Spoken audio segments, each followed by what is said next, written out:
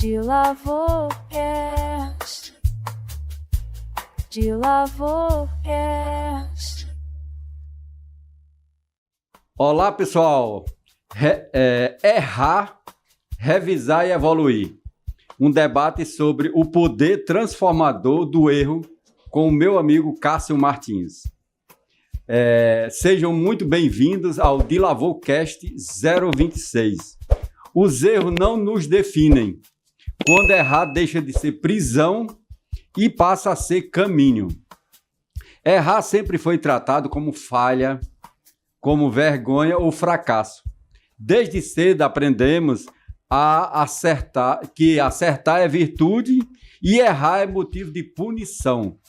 Quando a gente é criança, principalmente, né? A gente aprende isso logo da nossa sociedade. A escola penaliza, o mercado julga, a sociedade rotula e muitas vezes nós mesmos nos tornamos juízes mais severos. Criamos assim uma cultura do medo. Medo de tentar, medo de expor, medo de falhar, medo de não corresponder às expectativas. Mas se estivermos olhando para o erro pela lente errada, este episódio especial nasce de uma provocação central. E se o erro não for o problema, mas o ponto de partida? E se em vez de perguntar onde foi que eu falhei, passemos a perguntar o que este erro quer me ensinar? O livro Os Erros Não Nos Definem é parte dessa inversão fundamental. Ele nos convida a encarar o erro não como sentença final, mas como linguagem. Uma linguagem dura, às vezes dolorosa, mas profundamente honesta. O erro revela limites, expõe expectativas irreais, denuncia padrões inconscientes e aponta caminhos que só se tornam visíveis depois da queda. As perguntas que orientam este episódio, feitas por mim e pelo Cássio, não foram criadas para trazer respostas fáceis. Pelo contrário, elas existem para gerar desconforto produtivo, aquele que nos obriga a sair da superficialidade e a olhar para dentro de nós mesmos. Perguntas como o que realmente me paralisa ao errar, o erro ou o julgamento, qual erro eu repito porque ainda não compreendi sua lição, porque sou tão duro comigo mesmo e tão indulgente com os outros. Se Deus já me perdoava e já me perdoou, por que ainda insisto em não me perdoar? Essas perguntas atravessam a psicologia, a espiritualidade, a história, a experiência humana concreta. Elas mostram que o erro não é exclusivamente de pessoas fracas ou incompetentes. Civilizações inteiras cresceram a partir dos erros. Grandes líderes aprenderam mais com quedas do que com vitórias. Inovações nasceram de falhas. Relações se reconstruíram depois de rupturas. E indivíduos amadureceram quando tiveram coragem de olhar para seus próprios equívocos sem fugir deles. Este episódio não é sobre glorificar o erro, mas sobre redimi-lo. Não se trata de errar por errar, mas errar com consciência, aprender com humildade e seguir com sabedoria. Trata-se de substituir a culpa tóxica pela responsabilidade madura, a vergonha paralisante pela autocompaixão e o perfeccionismo adoecedor pela mentalidade de crescimento. Ao longo deste encontro, você será convidado a revisitar sua própria história e identificar padrões, ressignificar culpas antigas e, principalmente, compreender que o erro não define quem você é. Ele revela quem você pode se tornar. Que este seja um espaço seguro para refletir, aprender e recomeçar. Porque errar é humano, aprender é escolha e evoluir é decisão. Eu quero agora pedir para o Cássio Martins, ele já é a terceira vez que ele vem no nosso De Lavocast. Muito obrigado, Cássio. E que Cássio se apresente para a gente começar o nosso bate-papo. Muito obrigado. Muito prazer, eu sou Cássio Martins, personal trainer de comunicação e oratória. E, acima de tudo, alguém que erra bastante e que tem a oportunidade de se transformar um pouquinho melhor, de se tornar alguém um pouquinho melhor a partir do aprendizado que esses erros proporcionam. Muito bem, Cássio. Seja muito bem-vindo de novo. Cássio, em que momento o erro deixa de ser falha e passa a ser método de processo de crescimento? Eu acredito que a partir do momento que a gente começa a entender que o erro ele não é uma sentença, ele não é algo que vem para rotular alguém como fez algo que é assim ou não. As coisas não são ou de uma forma ou de outra. Existe algo muito maior em toda a ação humana. Se a gente começa a observar o erro como uma etapa necessária para se chegar aonde se quer, se a gente enxerga o erro muito mais como um feedback do que necessariamente como uma resposta final, a gente consegue crescer, evoluir e ir além. Eu até arrisco a dizer que o que seria de nós se não fosse os erros? Porque talvez a gente só consiga se tornar em alguém melhor porque o erro apareceu num determinado momento nos mostrando perspectivas diferentes daquelas que a gente considerava como únicas opções. Muito bem, é isso mesmo. Agora é com você, Cássio. Certo.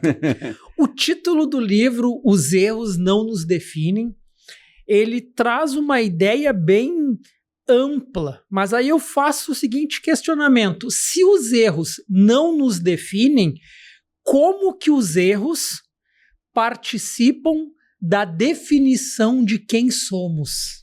Pronto, a definição de quem somos, na minha visão, né, ela parte do princípio que nós precisamos realmente desses erros.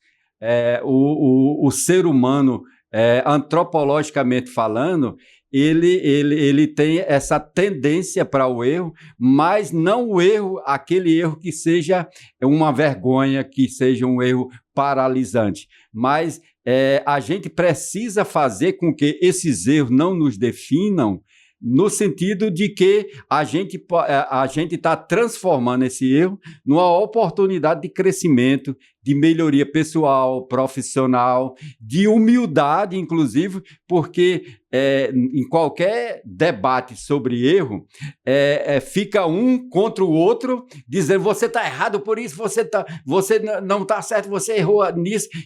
Então, se torna uma coisa pessoal, em vez de ser uma palestra, uma discussão, um bate-papo sobre o erro como pano de fundo e não uma briga pessoal. Então, a gente precisa que os erros não nos definam. Por exemplo, eu errei aqui uma palavra, pronunciei uma palavra errada. Aí fulano disse, não, mas você está errado, pronunciei assim. Aí, nesse sentido, eu fico com raiva, já estou fazendo um julgamento, um pré-julgamento, né, mentalmente, e nesse sentido aí eu vou contra você. Então, o erro, eles não nos definem no sentido de que a gente precisa estar com o coração e a mente aberta para aceitar, para processar e depois para melhorar, para crescer como gente. Eu acho que é mais ou menos assim. Cássio, como revisor, como pessoa que gosta de ler e estudar o português, as letras, né? E você é meu revisou em vários livros, não é nesse aqui, porque esse aqui o revisor foi o Elimax Andrade, mas o Cássio, ele é nosso revisor em alguns livros nossos, e eu quero perguntar para o Cássio, você como revisor, você percebe que muitos autores resistem à revisão por medo de serem corrigidos? Pois é, essa é uma questão muito interessante da gente pensar, porque o que acontece? Quando a gente vai compartilhar com alguém uma ideia que a gente tem, um projeto, o nosso trabalho, de uma certa forma, o livro, que é uma criação, que é algo que a gente coloca, o que a gente sabe, o que a gente pesquisa, de certo modo a gente está entregando na mão de outra pessoa para que ela dê a visão, a perspectiva dela em relação àquela criação.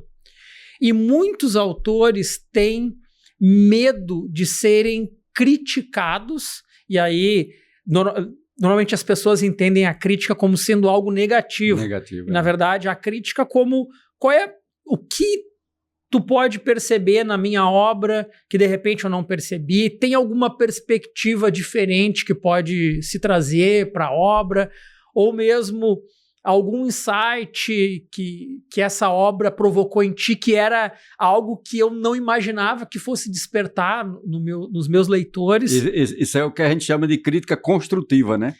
Justamente, tem muita gente que tem medo de que,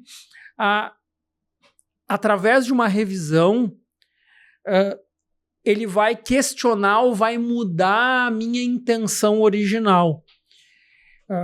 E em qualquer contexto, não só para a revisão de obras literárias, mas em qualquer contexto, a gente não quer que alguém nos diga que aquilo que a gente pensou necessariamente não é aquilo. Porém, quando a gente tem medo de entregar a nossa obra para outras pessoas, para elas trazerem uma perspectiva diferente, e principalmente para elas ampliarem a nossa perspectiva, a gente acaba limitando o alcance da obra. Então, realmente exige coragem, exige uma abertura para entender que a perspectiva do outro é uma perspectiva do outro, quando a gente está avaliando uma obra literária. E que essa perspectiva do outro necessariamente não quer dizer que a perspectiva que eu coloquei, a visão que eu coloquei na obra original antes da revisão, ela esteja errada. Exato. Apenas que ela abre espaço para ser ampliada. Então tem que ter muita coragem para isso. Muita coragem. Muito bem. Eu faço questão até de esse primeiro livro, se vocês observarem, ele está aqui, né? Os erros não nos definem. No início do livro aqui tem vários depoimentos. Esses depoimentos foram de pessoas que leram o livro de capa a capa, o manuscrito, né? Chamado os manuscritos. Então, esses amigos aqui que toparam ler, porque eu mandei para várias pessoas, não foram todos que retornaram, até por uma certa... A gente... naturalmente a gente tem um pouco de acomodação nesse sentido, e principalmente aqui culturalmente, né? Nós brasileiros, mas eu acho que é perder uma oportunidade de você pegar uma obra e de fazer uma crítica, fazer um comentário. Então, nesse depoimento, não é para que aconteça só coisas boas, não. A gente tem também, a gente aceita, né, como autor, a gente aceita comentários, inclusive para mudar. Porque, como o Cássio estava falando, se o erro não servir para a gente como feedback positivo, né? Que não se trata de feedback negativo, mas um feedback positivo de crescimento como pessoa, como profissional, aí não vai valer a pena, né, Cássio? Sim, com toda certeza. Cássio, qual a diferença entre errar no conteúdo e errar na forma? E por que ambos são importantes? Certo. Bom, a diferença do errar no conteúdo e na forma, eu acho que, em primeiro lugar, vamos falar da forma. A forma está muito relacionado a linguagem que tu vai utilizar para poder se conectar com aquele público que originalmente tu pensou que seriam os leitores da tua obra, que seriam as pessoas que iriam acompanhar a tua apresentação, a tua fala, que seja. Então a forma ela tem muito a ver com a característica do leitor. Do leitor. E claro que quando não se tem muito claro a quem é direcionado a obra, ou mesmo quando se opta por não definir um público específico, e é uma possibilidade também, né, tu vai acabar atraindo a atenção das pessoas para a obra em função do tipo de linguagem que tu optou por utilizar. Se é algo mais simples, se é algo mais técnico, se é uma linguagem que envolve quase que uma conversa, que mistura elementos técnicos com elementos de história pessoal, do dia a de vivência, dia, né? do dia a dia, exatamente. Então são escolhas. E de acordo com essa escolha, tu vai acabar impactando determinado tipo de público. E em relação ao conteúdo, já é uma coisa mais sensível, que é realmente quando se propõe a tratar de um tema, quando a gente está falando de uma obra que traz como um objetivo ensinar alguém, contribuir com a evolução de alguém, trazendo elementos técnicos, trazendo uma fundamentação até uma pesquisa, é importante que realmente a gente procure investigar as fontes, confirmar as fontes, que a gente procure trazer o contraponto também, trazer Exato. Visões diferentes em relação ao mesmo assunto, que inclusive a obra, Os Erros Não Nos Definem, está cheio de informação, está cheio de relatos que traz na obra, que eu achei muito interessante, por sinal, que é essa questão de trazer em diferentes contextos a questão, como o erro é visto, certo. O papel do erro em diferentes contextos históricos. E, inclusive, a questão dos erros em contextos pessoais da sua vida, da sua trajetória. E aí eu já aproveito para também já lhe devolver uma pergunta que é: se os erros não nos definem, e o senhor chegou a essa conclusão e dedicou boa parte do seu tempo para escrever uma obra, para trazer essa luz para muitas pessoas que acreditam que o erro é o fim da linha e não uma oportunidade de mudança de direção.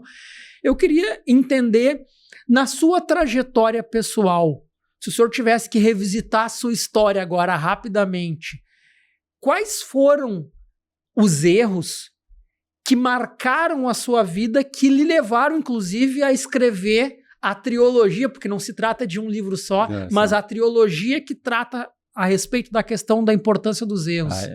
O poder dos erros, na verdade, há uns 4 anos atrás, viu, Cássio? Eu comecei a escrever sobre isso, porque eu sou muito autocrítico, né? Eu me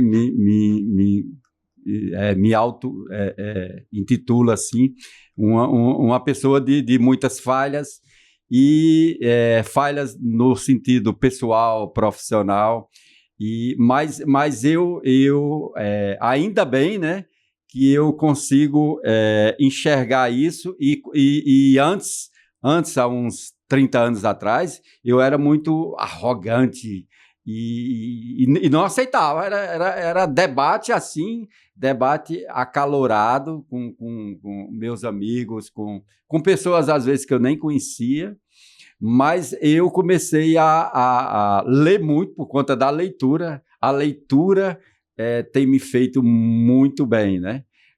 Qualquer tipo de leitura. Meu pai dizia que você deve ler até bula de remédio, né? Por quê? Porque a leitura muda a cabeça. E Einstein também dizia que depois que a gente amplia a mente, ela não volta, né? Depois que você alarga essa sua mente, ela não volta ao estado inicial. Aí, pensando nisso, alguns erros meus, né? Erros de decisões. Por exemplo, eu trabalhei em 4 grandes bancos, e eu cometi alguns erros de aprovação de crédito, de dar crédito a pessoas que que mesmo tendo ali o cadastro, todas as informações com base na legalidade e tal, mas mesmo assim, depois eu fui ver que se não tivesse dado crédito, se não tivesse... Mas é muito fácil, eu quero dizer para você, ouvinte, e para você, futuro leitor ou já leitor do nosso livro, Os Erros Não Nos Definem, e da nossa trilogia, é muito fácil a gente dizer, a gente saber a resposta certa depois do acontecido. Então, a resposta certa, qual é a resposta certa de uma decisão minha de dezembro de 2024? É fácil, rapaz, eu decidi, se o resultado foi bom, eu fico satisfeito, então decidi corretamente. Mas se o resultado foi ruim, eu decidi, mas eu tenho a humildade de dizer o seguinte, eu decido sempre, porque eu vou decidir hoje, com as informações que eu tenho hoje, com as limitações que eu tenho hoje e com minhas habilidades de hoje. Amanhã já é outra coisa. Né? Então, a questão de decisões em algumas operações, nos bancos que eu trabalhei, mas eu não me arrependo. Eu errei, faço a autocrítica, que errei, mas não me arrependo, porque naquela época eu decidi com os recursos que eu tinha. Recursos materiais, recursos intelectuais, recursos financeiros, né? E recursos humanos, como era o meu preparo. Quando eu cheguei aqui, Cássio, em 1995, eu cheguei aqui em Fortaleza, transferido pelo Banco do Nordeste, eu cheguei aqui só com ensino médio. Então, em 1995, eu só tinha o ensino médio. E já tinha trabalhado nesses 4 bancos, já tinha feito muita coisa na vida, né? Já tinha tomado muita decisão, mas na época eu tomava as decisões com os recursos que eu tinha na época. Então, fiz algumas decisões erradas, lógico, né? Tem muita gente que diz, você errou, e eu mesmo fico pensando, eu errei ou não? Mas você errou ao casar com 18 anos de idade. Muita gente... não, aí depois, né? Uns 20 anos depois, eu achei, eu devia ter deixado para casar com 30 anos de idade, que tinha 10 anos para namorar aí à vontade. Mas isso eu decidi naquela época porque eu achei o correto para mim. Então, para mim, continua sendo correto. Mas tem muita gente que encara que eu errei. E assim por diante. Muitas vezes eu peço até desculpa aqui ao vivo, se amigos meus, né? Tem um amigo que eu não sei nem o que eu fiz com ele, né? Um amigo de infância, amigo e irmão. E ele ficou com raiva de mim há uns 15, 20 anos atrás, já depois de velho, nós velhos, né? Velho não, experiente. E ele ficou assim, porque ele acha que eu dei um like no Facebook da esposa dele. E eu acho que eu mandei, porque a esposa dele inclusive, minha parenta.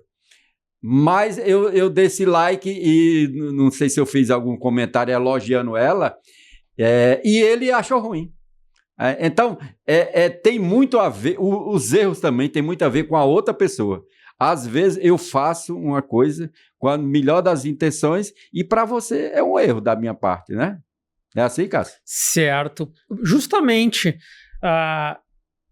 o erro, até que ponto o erro ele é algo realmente objetivo. Objetivo, Ou seja, a gente entra no assunto do certo e do errado. Do certo e do errado. E até que ponto o erro é uma perspectiva.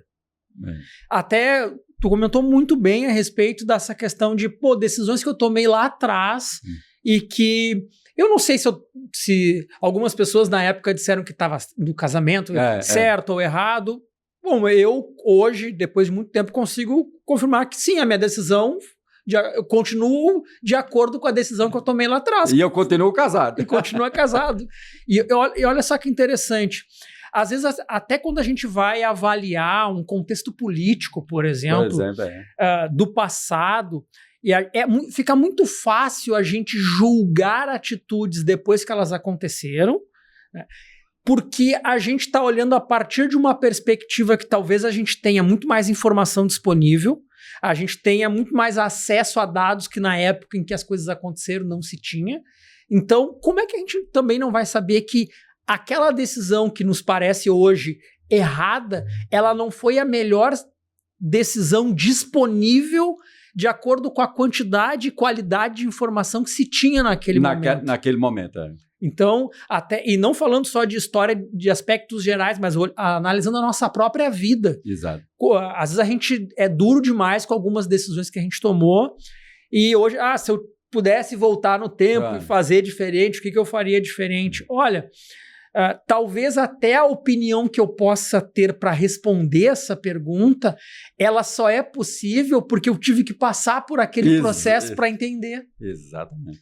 Cássio, me dê esse livro aí. Ó. Esse aí. Pessoal, esse livro aqui foi o meu primeiro livro solo, né? Alta Performance, Faça Mais com Menos. E ele está saindo agora, daqui para o começo do ano, está saindo a segunda edição. É bem revisado, está saindo muito bacana. E nesse livro aqui, Cássio, eu reconheço um erro meu.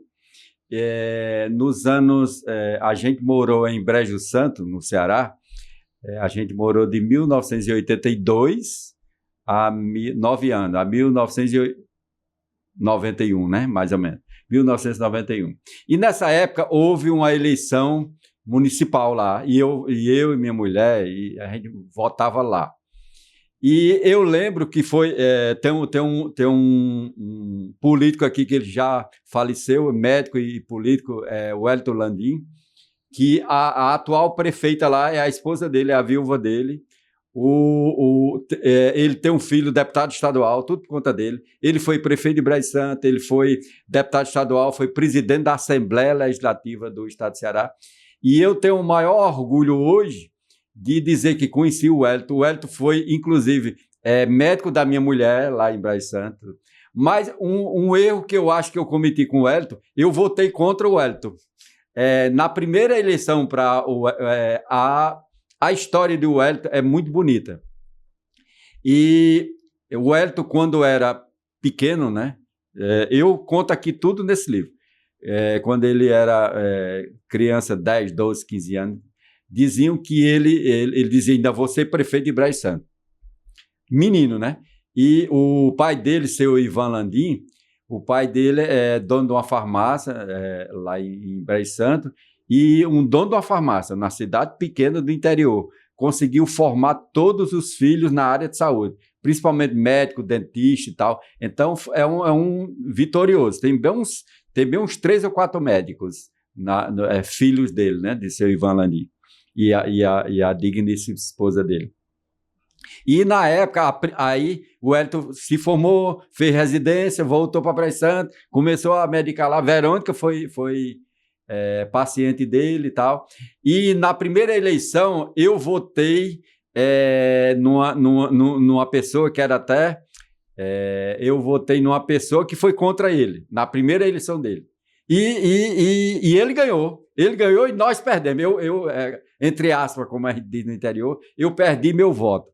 Mas hoje, por exemplo, hoje eu acho que eu deveria ter trabalhado para ele e ter votado nele. Por quê? Porque foi o melhor para Brejo Santo. O Wellington conseguiu revolucionar, no bom sentido, Brejo Santo. Foi quem levou hospitais, bons hospitais. Hoje, o melhor hospital do Brejo Santo hoje é da família dele, que ele construiu e ele deixou, não é nem público, não é privado. Então, o Wellington pronto, e eu cito ele aqui como empreendedor que eu estimo, que eu admiro, né? Então, nesse sentido, é um erro que eu reconheço que errei, e se eu voltasse atrás, eu não votaria na outra parte. Independente que ele tivesse ganho ou não, sabe? A ideia é essa. E eu tenho um questionamento aqui bem importante, seguindo nessa linha ainda, que no livro o senhor menciona que a sua família o tem abençoado, tem o abençoado costume de lembrar de todos os seus erros. Como você conseguiu transformar essa prática familiar em motivação para o livro, em vez de se sentir paralisado pela autocrítica? Pois é, eu cito aí realmente, porque minha mulher e meus filhos, né, minhas 3 filhas e meu filho, né, por exemplo, até coisas assim comuns, né? Se você toma um banho e esquece a toalha em cima da cama, por exemplo. Rapaz, foi você. Então, coisas bestas. Por exemplo, eu lá em casa, quem faz a feira, quem vai para o supermercado, sou eu, né? E, às vezes, Verônica nem dá tempo, nem ela se interessa também para fazer a lista, né? E, às vezes, ela faz a lista e eu compro a mais. Eu sempre compro a mais, né? E ela fica, assim, valente comigo, porque ela diz, João, isso aqui eu não pedi, né? E eu vou lá e compro. Algumas coisas que eu gosto e algumas coisas também que eu acho que está precisando. Mas, às vezes, tem lá, está em casa, né? Então, são essas coisas até assim que a gente pode pensar até que são coisas infantis, mas, por exemplo, decidi vir aqui para Fortaleza. Quando eu decidi vir aqui para Fortaleza, num primeiro momento, eu fui uma das únicas pessoas que já veio para Fortaleza com a casa própria. Eu comprei a casa sem nem conhecer a casa lá, eu morar lá no interior, nem conhecia a casa, mas comprei a casa. E quando cheguei, a gente gostou e tudo. Só que quando eu comprei, minhas filhas também tem algumas que, por não ser na Aldeota, lá no Jardim Guanabara, né? A gente vendeu agora a casa depois de 24, quase 30 anos, né? 30 anos, né? Agora, 30 anos em julho de 2025, de 95 para 2025. E nós vendemos a casa agora, mas para minhas filhas, eu tinha tomado a decisão errada, que elas queriam que eu tivesse comprado um apartamento na Aldeota. Para quê? Para se amostrar, né? Mas eu não entendo por quê? Funcionário do Banco do Nordeste, chega, a maioria vai para onde? Vai para a Aldeota, né? A área rica da cidade.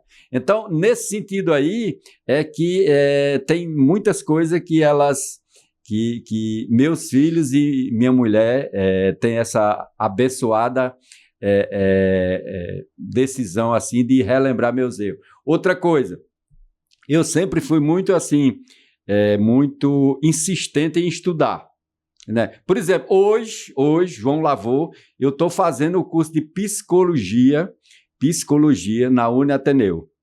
Aí, minhas filhas, meu filho, né, e minha mulher diz, o que quer um velho desse, nem velho não, é velho, o que quer um velho desse estudando de novo, o cara que já é professor doutor aposentado, com mestrado, com 2 graduações, estou terminando teologia, então isso é o tipo de erro que elas continuam me martirizando, mas eu digo, eu nem ligo, por quê? Porque eu vou fazer o que eu gosto. Eu gosto de psicologia, eu quero aprender e eu acho, né, comungo que a psicologia é a ciência da alma, né, Cássio? Certo. Então, eu quero ser feliz nesse sentido, mas não se preocupe, Cássio, que eles 4 e mais a minha mulher ficam me lembrando. Vai tudo de ver. Tá gastando dinheiro para ser besta. Olha, tá estudando. Para que vai servir? Você não vai ganhar dinheiro com psicologia. Eu não quero ganhar dinheiro. Tá fazendo teologia para quê? Quer ser pastor? Eu não sei. E tá fazendo só para gastar dinheiro também, só para ser besta, né? Então, são essas coisas, esses erros que minha família sempre... Mas isso, em vez de eu ficar paralisado, faz eu me estimular mais, né? E o MBA em inteligência artificial, rapaz, como é que vai gastar um dinheiro desse com MBA para não servir para nada? Então, é mais ou menos desse nível.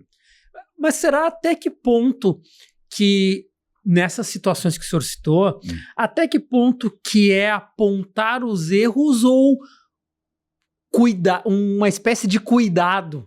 De repente, como é que o senhor enxerga isso? Porque, às vezes, eu posso trazer isso para o meu próprio exemplo pessoal, familiar também.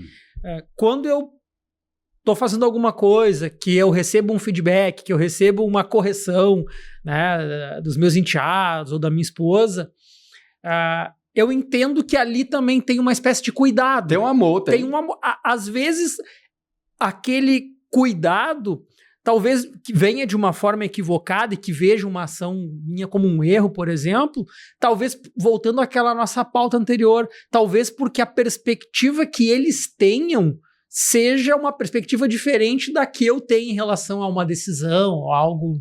Exato. Deixa eu contar outro episódio aqui, Cássio. Agora, 2019, né? 2019, eu inventei, né?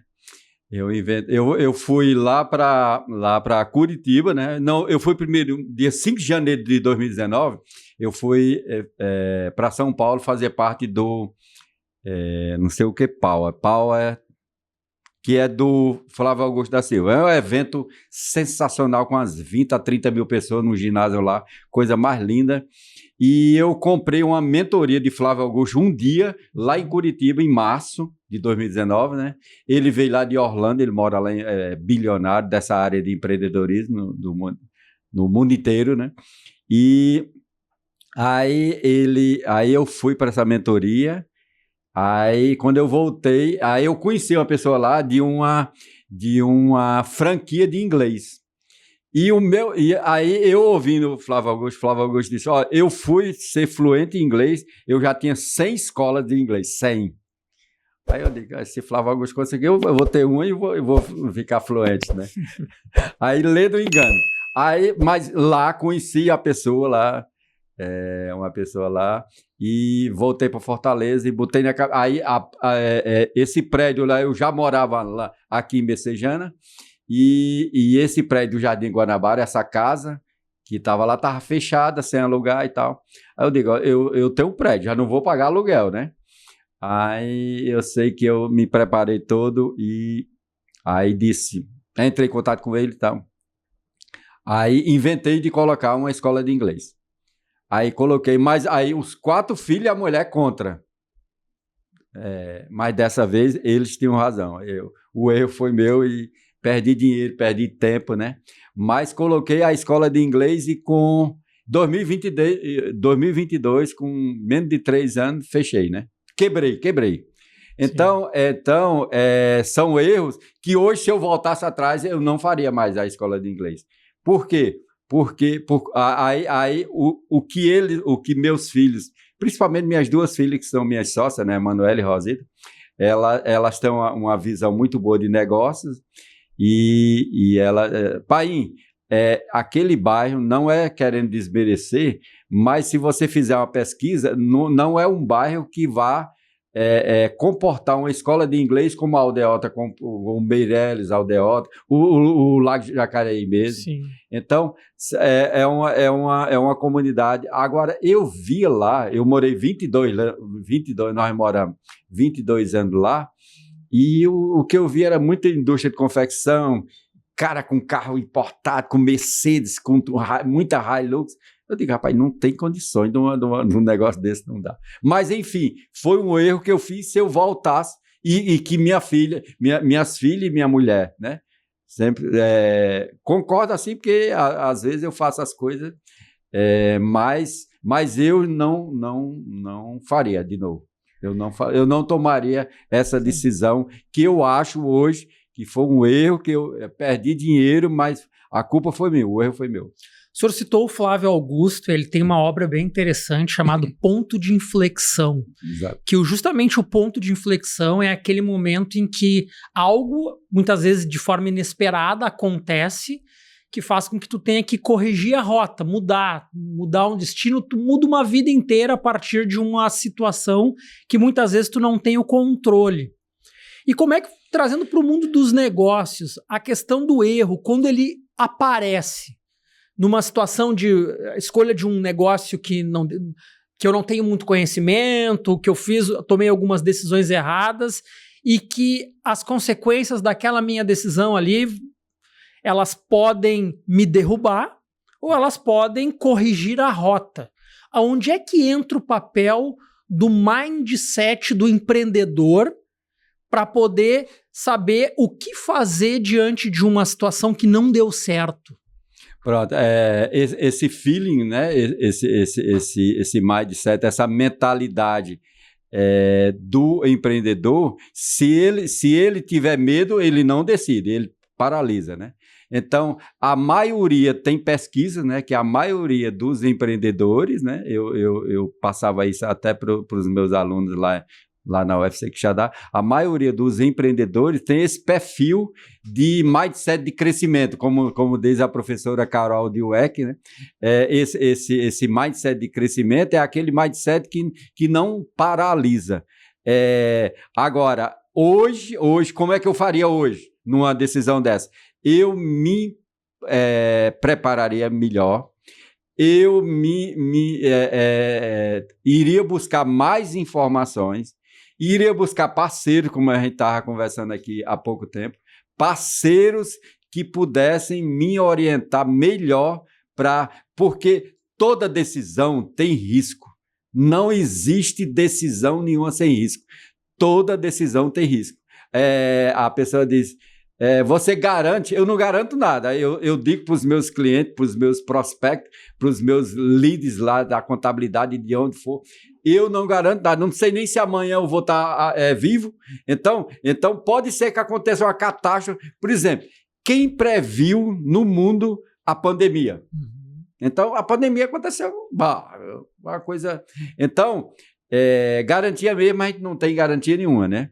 É a mesma coisa que o próprio Flávio Augusto, e esse livro, Cássio, eu trouxe ali, tá atrás de você aí, eu trouxe para doar aqui ao estúdio, já doei aqui para a Liv, para o Yuri e para o Alisson, mas enfim, essa decisão a gente precisa, agora a gente precisa se munir de informações para errar menos e se errar rápido para se corrigir e avançar, né? Isso, inclusive, é uma das... Se fala muito no mundo das startups, onde procura-se criar um ambiente que dá oportunidade ao erro como uma forma de aprendizagem, como uma etapa de aprendizagem. Até para criar uma certa... para poder estimular o desenvolvimento desse mindset de crescimento, para que as pessoas entendam que, por melhor que seja o teu plano, por melhor que seja a tua estratégia, quando tu vai para o mundo real, a coisa é diferente, as pessoas se comportam de maneira diferente, o mercado se comporta de maneira diferente. Exato. Então, tu tem que aprender a lidar com a possibilidade de o plano perfeito ser perfeito só para ti. Exato. Que quando for para o mundo real, ele exija adaptações. Quando for para testar no mundo real, né? Exatamente. E aí eu pergunto como é que a gente faz no ambiente corporativo, quando a gente já tem um negócio, ele já está acontecendo, como é que a gente ajuda o colaborador, ajuda a equipe a lidar com essa questão e tornar um ambiente adequado para entender o erro como uma etapa necessária para crescer e de aprendizado, e não como algo que é alvo de punição. Eu tento fazer isso lá na Dilavô Soluções Contábeis, mas já tem um bom tempo que eu sou sócio com minhas duas filhas, né, Emanuele e Rosita, e muitas vezes a gente não chega a um consenso sobre isso, porque precisa que a liderança é quem precisa mudar esse mindset. Se você for muito rigoroso com os erros e se você achar que todo erro merece uma punição, isso é uma coisa muito pessoal. Então, é uma coisa pessoal que a gente leva para dentro das empresas. Inclusive para você, micro, pequeno ou média empresa. Você, até inconscientemente, a gente leva essa mentalidade fixa, que a professora Carol Dweck chama de mentalidade fixa, a gente leva isso para dentro da empresa e a gente acha que todo erro é motivo até de... motivo de você ficar mangando, como a gente diz aqui no Ceará, motivo de chacota, é motivo de punição. Então, o erro não deve ser encarado desse jeito. Ele deve ser encarado, eu lhe digo que eu tento, né? Mas hoje, com essa junção de várias idades de pessoas e de pensamento. Hoje em dia, a gente vê vídeo na internet, TikTok, Instagram, YouTube, e a gente acha... Tem muito besterol no meio, tem muito lixo na internet, mas a gente acha que tudo é verdadeiro e tudo é bacana, e só porque a gente ouve um vídeo e fica vendo um vídeo de 1 minuto ou 2, a gente já se acha especialista naquilo. E não é. Então, aí você começa a discutir e começa e as pessoas, os jovens, principalmente os jovens, né? Então, essa ligação e essa implantação de uma cultura de aceitação dos erros nas micro e pequenas empresas não é fácil. Não é fácil porque depende do dono.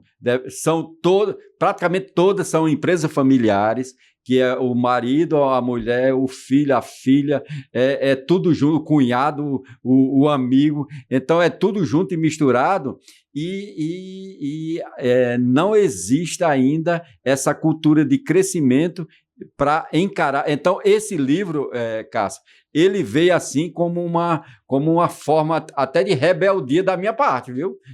Pode encarar. E essa forma de rebeldia, pessoal, nós estamos falando hoje só sobre o livro Os Erros Não Nos Definem. Mas quando a gente for para o Legado dos Erros, que é o segundo livro, e a Sabedoria dos Erros, que é o terceiro livro, é que a gente vai ver que tudo isso aí, só uma coisa resolve, que é o amor.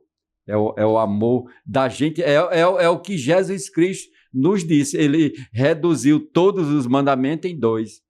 Amar a Deus sobre todas as coisas e ao outro como a ti mesmo, né? Então, se a gente não fizer isso aí, a gente não, tudo a gente vai achar um cúmulo. Se você, por exemplo, eu vou dar um exemplo aqui bem facinho. Quando eu vou dirigindo aqui sozinho no meu carro, curtindo meu podcast do BNI, do Business Network, ouvindo o Dr. Ivan Mais, né? Então eu vou aqui no meu carro tranquilo, quando eu vejo uma moto, minha mente já, rapaz, se eu pudesse eu ia estrangular aquela pessoa. Então você tem que relaxar, vamos relaxar. Então é nesse sentido de perdão, né? Por isso que o livro 2 começa, o primeiro capítulo é o perdão. Mas pode continuar, pode ir lá. Olha só que detalhe importante. O senhor trouxe em relação a essa... A gente já entendeu que o erro exerce um papel importante nas nossas decisões, nas nossas decisões futuras. Na nossa história de maneira geral. O que o senhor recomenda a partir da experiência do que tem nos livros que o senhor escreveu a respeito do erro? O que a gente deve cuidar para não romantizar o erro e o erro por si só, ele transforma ou tem algo mais a ser feito? Eu acho que tem algo mais, bem mais, né? Então, o erro por si só, ele já não transforma, ele até emburrece muitas vezes a pessoa. Mas o erro ele tem que ser analisado por quem erra. Então, o nosso papel, quem está de fora, no caso de uma microempresa, né? Quem é o gestor, a grande sacada é a gente despertar naquele colaborador, naquela outra pessoa que a gente acha que errou, e realmente errou, né? A gente despertar a humildade para mudar de pensamento. E isso, eu também acredito que ninguém muda ninguém. E quem muda é a lógica, né? Então, a gente tem que voltar lá para Aristóteles, vamos estudar os filósofos gregos e vamos estudar a lógica, né? Então, a lógica se a gente consegue construir um discurso bacana para mostrar para aquela pessoa que aquele erro não é um erro bacana, nós não vamos romantizar, nós vamos aceitar, mas se ele não mudar, a gente vai tomar outras providências que não é um erro bom, né? Porque o erro bom é aquele que ele serve para você crescer. Mas o erro que não serve para você crescer não é um erro chamado bom, né?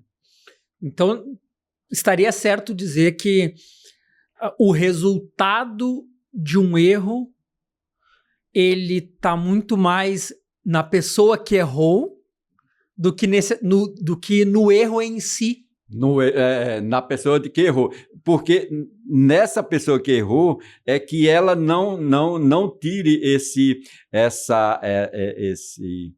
esse rótulo para ela de não, eu sempre erro. Não, acabe com isso. Eu sempre erro. Eu sou um erro da vida. Eu sou uma lástima. Não existe isso. Então, essa pessoa, ela entender que aquilo foi para a melhoria dela, mas ela mudar. O erro, para ser um erro ele tem que transformar, ele tem que te transformar. É ou não é, Cássio? Com toda certeza.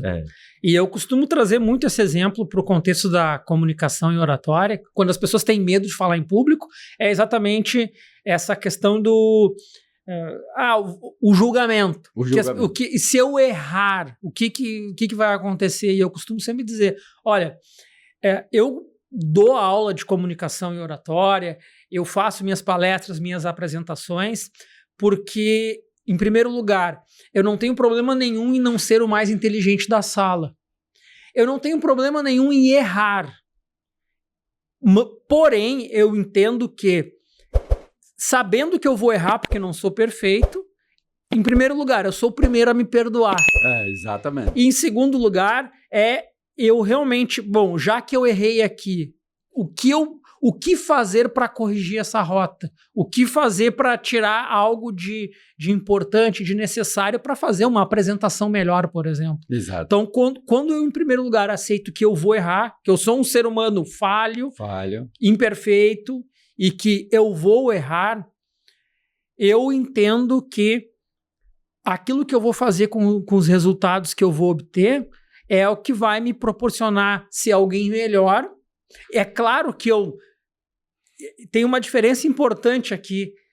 Eu não estou dizendo que a gente deve perseguir o erro. Exato. A gente deve trabalhar, estudar, se preparar para fazer certo. Exato. Tendo a consciência de que poderemos errar. E se caso viermos a errar, que a gente seja o primeiro a se perdoar e que a gente, o mais rápido possível, procure uma alternativa melhor, uma escolha melhor, uma atitude melhor daqui para frente. Cássio, eu já falei para muitos, aqui na página 250 do livro Os Erros Não Nos Definem, eu gosto muito de ler uma passaginha, porque nós ocidentais, nós do Ocidente, nós devemos aprender muito com os orientais. Japoneses, chineses, coreanos e etc. Então, esse povo aí tem muito a ensinar, porque a cultura deles é cultura milenar, de 5, 10 mil anos, né? A gente até sabe que, por exemplo, na China, o calendário chinês é outro calendário, né? Não é o nosso calendário. Lá eles estão em 5 mil e poucos anos já.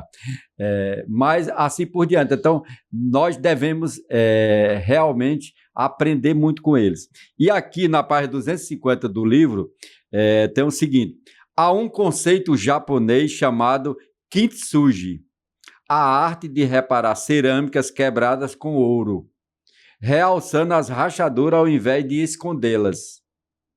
Para os mestres dessa arte, uma peça que já foi cortada e foi curada é mais valiosa do que uma que nunca se partiu. Assim somos nós depois dos erros. Então, que os erros venham não para nos paralisar, nem para nos punir, mas para nos tornar cada vez melhores, né? Como pessoa. E cada vez melhores, né? Não sou eu comparando com Cássio, não. Sou eu comparando comigo mesmo. Então, a gente só sabe se está melhor ou não. Não sou eu me comparando com outra pessoa, não. Sou eu me comparando comigo mesmo no passado. Não é assim, Cássio? Com toda certeza. Cássio, o que é o processo de revisão e o processo de curso que você faz, né? Revela sobre o ego do autor. Certo. Aí a gente pontua que a pessoa que não está aberta a receber um feedback, que não está críticas aberta, mesmo, né? Críticas, a pessoa que não está aberta a ser ensinada no sentido de aprender uma nova perspectiva, aprender uma nova forma de ver as coisas, ela é alguém que vai se estagnar em algum momento. Então, tanto para quem vai fazer uma apresentação em público e não quer receber feedback, não quero saber o que as pessoas pensaram da minha apresentação ou como eu fui, ou simplesmente não quero assistir a minha gravação no celular. Gravação. Tem muita gente assim. Ou eu comparo esses com o autor que não lê a própria obra. E o autor que não está aberto a realmente saber se a sua mensagem, se a sua ideia está chegando de fato ao seu leitor, se o público está tendo uma percepção da intenção por trás da obra, se existe aquela intenção de ensino, de proporcionar um caminho de crescimento, se de fato a pessoa está encontrando esse caminho, se ela está incorporando se ela está trilhando esse caminho de fato. Isso diz muito a respeito até do tipo de obra. Obras pobres são aquelas que não estão abertas a uma devolução até por parte do leitor. São obras pobres, que é a ideia do autor encerrado em si mesmo. Então, a questão da revisão ela vem como um papel importante aí para poder trazer novas visões, para poder ampliar, para poder trazer uma percepção diferente daquele que criou a obra.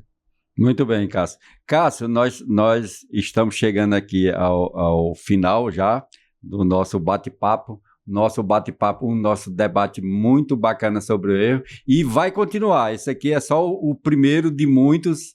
Se Deus quiser, eu aqui com o Cássio, a gente dialogando sobre os erros, né? E sobre essa nossa trilogia. Eu quero ler só um parágrafozinho aqui do final do livro aqui e depois eu quero fazer uma última pergunta para o Cássio. Cássio, o erro é um convite à grandeza. Fecho este pós-fácil com uma frase que me acompanha há anos. Não é o certo que revela a grandeza do ser humano, mas a forma como ele lida com o próprio erro. Se você chegou até aqui e escolhe o seguinte, não mais tentando ser perfeito, mas buscando seguir, então este livro foi para você um divisor de águas. E que venham os próximos capítulos, que venham os próximos erros, agora não como fardos, mas como portais. Portais para uma vida mais autêntica, mais livre e infinitamente mais humana. Nos vemos no livro 2, O Legado dos Erros, que já está aqui, com admiração e esperança.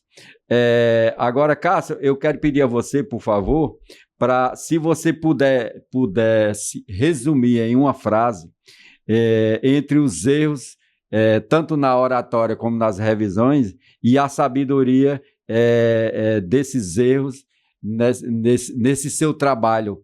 Como você resumiria isso? Tem uma máxima que eu carrego comigo, que é o erro está muito associado a fracasso. E não existe fracasso, existe feedback. Feedback é um sinônimo para o erro. Bacana. Se algo ainda não saiu da forma como você gostaria, ali está a oportunidade de testar alguma coisa diferente. E talvez seja essa coisa diferente que seja aquilo que realmente vale a pena. Talvez coisas muito boas não tivessem acontecido se tudo tivesse dado certo da primeira vez. Muito bem, tem isso. E outra coisa, tanto os erros como as doenças são uma oportunidade de a gente crescer. É uma oportunidade que Deus ou o universo está nos dando para a gente se transformar cada vez mais numa pessoa melhor. Porque a ideia da vida, da gente viver, é ser cada dia melhor do que ontem. A ideia é essa. Cássio, você já conhece o nosso Globo no De Lavocast, e desde o primeiro episódio nós estamos aqui, estamos no 26º episódio hoje, graças a Deus, e você está aqui pela terceira vez, e em sua homenagem, eu quero que você hoje é quem vai fazer o texto do Globo no De Lavocast. Certo, uma honra. Bom, eu quero trazer então a experiência de uma viagem que é uma viagem ou uma jornada de vida. Em várias situações do passado, por decisões erradas de negócio, por decisões erradas em relação a questões, a visão de família, enfim, me trouxeram muita culpa, porque eu, naquele momento, enxergava os erros como sendo algo, como sendo o feedback de quem eu era, e não como sendo o feedback das minhas ações naquele momento específico. Seria um rótulo para você. Exatamente. Negativo, né? O que me trouxe durante um período da minha vida, medo de ousar, medo de fazer as coisas, o que me fez dar ouvido à opinião de outras pessoas. E quando eu fiz a viagem Rio Grande do Sul para o Ceará, chegando aqui, eu tive a oportunidade de conviver com muitas pessoas que me mostraram quem eu era de fato e que há muito eu havia esquecido, que acreditaram em mim e que se tornaram verdadeiros parceiros de viagem. Eu posso destacar a minha esposa, posso destacar os meus enteados, mas eu quero destacar um parceiro de viagem em especial, que foi alguém que me fez repensar o meu próprio negócio, que me fez enxergar mais longe e que me fez voltar a ter sonhos que eu tinha lá antes de tudo, daqueles momentos em que as coisas pareciam que tudo estava dando errado, que é o senhor. Obrigado. Que é a visão, essa visão positiva e de movimento que o senhor tem, que faz com que a gente consiga viajar nas próprias ideias, viajar nos próprios pensamentos e voltar a acreditar que se a gente assumir uma postura de se questionar, de fazer, de se colocar à disposição do erro, que a gente consegue construir e que o caminho não vai ser floreado, não vai ser bonito necessariamente, não vai ser romântico, mas que ele vai ser um caminho para forjar de fato quem a gente precisa ser para se tornar quem a gente pode ser de fato. Então, hoje eu não quero destacar o destino, mas eu quero destacar principalmente o parceiro de viagem. Às vezes o destino, ele não é mais importante do que a pessoa ou as pessoas que tu escolhe para curtir essa jornada junto. Por isso eu sou muito grato aos seus conselhos, eu sou muito grato pela confiança por revisar os seus livros, eu sou muito grato por acreditar no meu trabalho, por me convidar muitas vezes para estar aqui e por confiar em mim. Pois está mais convidado ainda. Cássio, muito obrigado. Cássio, eu quero aqui mais uma vez dar a nossa canequinha do Dilavocast, você merece muito. E nós estamos encaminhando aqui para o encerramento, mas antes de fazer o encerramento, eu quero que Cássio aí divulgue as suas redes sociais, que você converse sobre o seu curso que você vai ter agora no mês de janeiro, né? Que já tá, eu sei que já está bem encaminhado, e faça as suas considerações finais, por favor. Certo. Então, quem quiser acompanhar mais a respeito do meu conteúdo relacionado à comunicação e oratória, pode me seguir no @CássioMartinsOratória. Também tenho agora para o próximo ano, vou abrir a segunda edição da turma Comunicação Autêntica, que é um curso voltado para quem deseja desenvolver o seu estilo próprio de comunicação nos mais variados contextos, seja para palco, seja para produção de conteúdo através de vídeo para as redes sociais, contextos de vendas, de networking e relacionamento pessoal. A turma, por questões de agenda, de algumas mudanças que eu vou ter que fazer em função de treinamentos corporativos, eu estou lançando essa próxima turma ali, vai ser ou final de fevereiro, início de março, mas acompanhando ali o meu Instagram, vocês vão ter todas as informações certinho de como participar da turma. São vagas limitadas, eu coloco ali no máximo 14 pessoas por turma. E é um curso presencial, né? É um curso presencial, tem direito à mentoria também individual. Individual, é muito bacana. E são quantos encontros, mais ou menos? Nós temos ali vai dar em torno de 16 encontros. 16 encontros presenciais, pessoal. Né? Exatamente. Então vai ser muito bacana. Parabéns. Os erros não nos definem quando o diálogo transforma o erro em sabedoria. Ao chegarmos ao fim deste debate, talvez a conclusão mais honesta não seja uma resposta definitiva, mas uma consciência mais clara. Errar faz parte do processo de pensar, escrever, viver e crescer. O erro não é inimigo a ser eliminado, mas um sinal de que estamos em movimento, tentando, ousando e aprendendo. Hoje falamos de erros não como falhas morais ou intelectuais, mas como etapas inevitáveis da construção do conhecimento. Falamos de escrita e revisão, do ego e da escuta, do perfeccionismo e da maturidade, de mindset. Falamos, sobretudo, da coragem de permitir que ideias sejam revisitadas, que você seja, que eu, o Cássio e todos nós possamos ser questionados sobre nossas decisões. Então, você ter a sua esposa, ou seu filho, ou um amigo que questione você, na maioria das vezes ele está questionando para te ajudar, para que você enxergue alguma coisa diferente. A ideia é essa. Falamos, sobretudo, de coragem de permitir que ideias sejam revisitadas, ajustadas e aprofundadas, assim como fazemos com nossas próprias histórias. Quero deixar aqui um agradecimento especial ao Cássio Martins, não apenas pelo trabalho cuidadoso como revisor de alguns dos meus livros, mas pela postura ética, crítica e colaborativa e amiga com que se coloca no processo editorial. Revisor não é corrigir pessoas, é ajudar ideias a chegarem mais longe. E essa ideia dos erros está chegando mais longe também graças à ajuda do Cássio. E Cássio tem feito isso com profissionalismo, respeito e sensibilidade, algo que já ficou evidente em 2 vezes que esteve conosco aqui no Dilavocast e mais uma vez neste diálogo.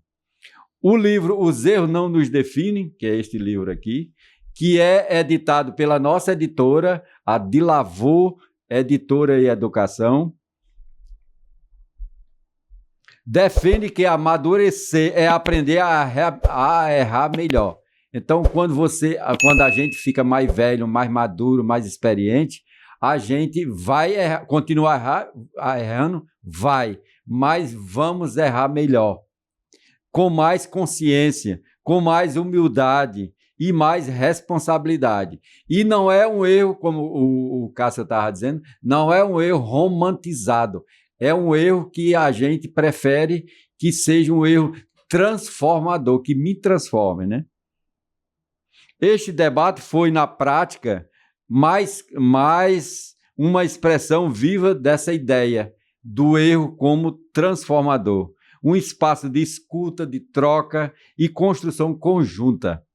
Um lembrete de que ninguém cresce sozinho, ninguém escreve sozinho e ninguém pensa sozinho.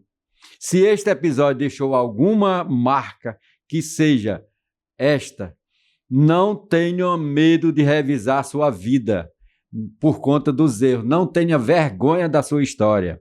Assim como um texto, ela também pode e deve ser lapidada, a sua vida. Ajustes não diminuem quem somos, revelam quem estamos nos tornando.